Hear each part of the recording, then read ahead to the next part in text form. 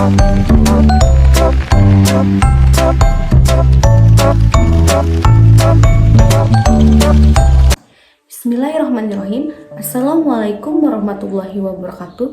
Selamat datang di video pembelajaran tentang manajemen pendidikan.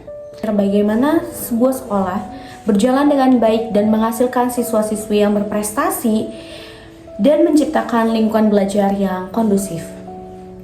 Semua itu tidak lepas dari peran suatu manajemen pendidikan. Di video ini kita akan membahas pengertian manajemen pendidikan, fungsi manajemen pendidikan, dan manfaat manajemen pendidikan, sekaligus praktik manajemen pendidikan yang diterapkan di lembaga sekolah. Pengertian manajemen pendidikan.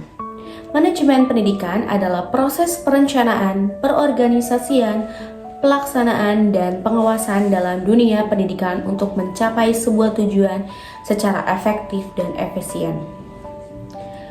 Perencanaan adalah menentukan apa yang ingin dicapai oleh suatu lembaga sekolah. Yang kedua, perorganisasian. Ini mengatur semua yang dibutuhkan seperti guru, siswa, fasilitas, dan anggaran. Yang ketiga, pelaksanaan. Pelaksanaan ini untuk menjalankan kegiatan sesuai dengan rencana.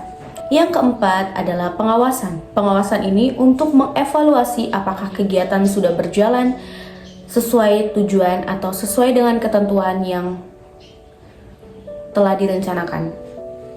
Contohnya, ketika kepala sekolah ini menyusun suatu jadwal pembelajaran supaya tidak bentrok dengan kelas-kelas yang lainnya. Yang selanjutnya kita akan membahas tentang fungsi manajemen. Fungsi manajemen tersendiri dibagi menjadi 4. Yang pertama itu perencanaan, yang kedua perorganisasian, dan yang ketiga penggerakan, dan yang terakhir itu pengawasan. Perencanaan adalah untuk menentukan tujuan pendidikan dan menyusun rencana kegiatan seperti jadwal pembelajaran, jadwal piket, dan lain-lain. Yang kedua itu perorganisasian. Perorganisasian ini untuk membagi tugas kepada guru beserta staf-staf lainnya dan mengatur fasilitas sekolah seperti ruang kelas, laboratorium, dan perpustakaan. Contohnya, untuk membentuk sebuah tim panitia untuk melakukan suatu ujian sekolah. Karena kalau kita melakukan ujian sekolah, kita akan mengorganizing sebuah perencanaan dulu supaya berjalan dengan baik.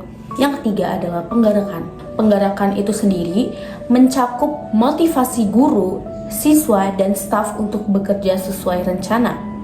Contohnya, kepala sekolah memberikan penghargaan kepada guru yang berprestasi atau guru kelas memberikan motivasi kepada siswa-siswa untuk belajar lebih giat supaya siswa tersebut menjadi siswa yang berprestasi. Pengawasan itu sendiri adalah mengevaluasi hasil kerja atau hasil kegiatan dan memberikan solusi jika ada kendala.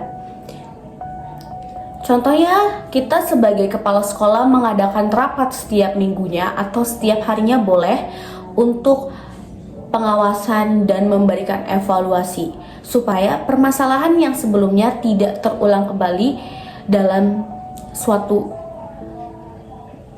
kegiatan. Yang ketiga, kita akan membahas mengenai manfaat manajemen pendidikan.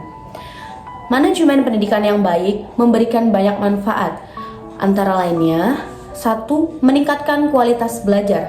Seperti program belajar lebih terarah dan efektif.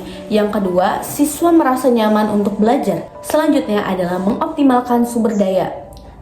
Contohnya, fasilitas seperti ruang kelas, buku, dan teknologi itu digunakan secara baik dan benar dan menciptakan lingkungan yang kondusif. Ini sekolah menjadi tempat yang aman dan nyaman untuk belajar supaya siswa lebih semangat untuk sekolah dan untuk menjalankan dan belajar di sekolah. Mengembangkan kompetensi guru dan siswa. Guru harus terus belajar hal baru supaya siswa berkembang lebih cepat dan lebih baik. Selanjutnya, kita akan membahas praktik manajemen pendidikan di sekolah. Berikut adalah contoh bagaimana manajemen pendidikan diterapkan di sekolah. Yang pertama itu ada manajemen kurikulum. Ini mencakup pembuatan jadwal pembelajaran dan menyusun program belajar sesuai kebutuhan siswa, seperti menambahkan mata pelajaran teknologi di era digital seperti sekarang. Yang kedua, manajemen sumber daya manusia. Ini mencakup rekrutmen guru yang berkualitas. Contohnya, mengadakan pelatihan guru untuk meningkatkan kompetensi guru, seperti mengadakan workshop bagi guru tentang metode pembelajaran yang kreatif agar siswa giat belajar karena metode pembelajarannya tidak monoton ke satu aja. Jadi kita sebagai guru harus membuat pembelajaran yang kreatif supaya anak-anak tidak bosan untuk belajar.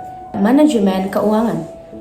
Manajemen keuangan ini untuk mengelola anggaran sekolah secara transparan. Contohnya menggunakan dana BOS untuk membeli buku atau memperbaiki fasilitas sekolah. Yang terakhir adalah manajemen fasilitas.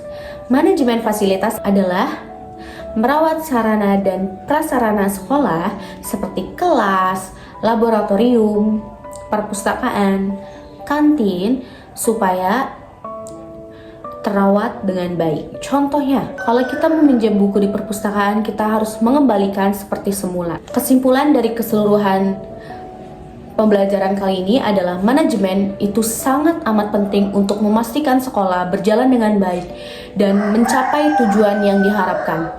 Dengan ini, pengelolaan yang cepat, kualitas pendidikan, dan terus-menerus meningkat agar siswa bisa berkembang dengan generasi-generasi yang akan mendatang dan generasi unggul supaya siswa-siswa berprestasi. Terima kasih. Wassalamualaikum warahmatullahi wabarakatuh.